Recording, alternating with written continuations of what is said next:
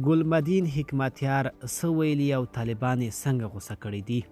د افغان نیوز قدرمنو لیدونکو پام وکړئ د نن ورځې تازه او مهم خبر ته. طالبانو د ټول شموله حکومت د جوړېدو د غوښتنې په تړاو د حکمتیار څرګندونې رد کړې. د طالبان د حکومت ویان ذبیح الله مجاهد د حزب اسلامي د مشر ګلبدین حکمتیار هغه ادعاوې رد کړي چې ویلي وو امریکا له طالبانو د ټول شموله حکومت د جوړېدو غوښتنې چټکې کړي او د دوی حکومت ته یو فهرست هم سپارلی دی.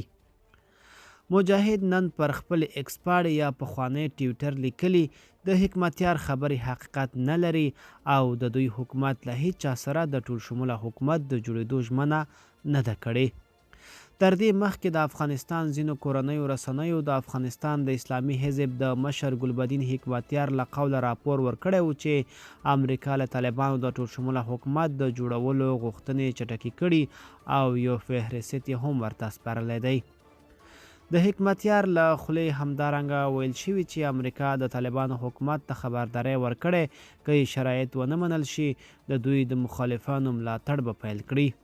دا څرګندونې داسې وخت کېږي چې په وروستیو کې په روسیه، تاجکستان، اتریش او نورو هیوادونو کې د طالبانو د سیاسي مخالفانو غونډې جوړې شوې دي.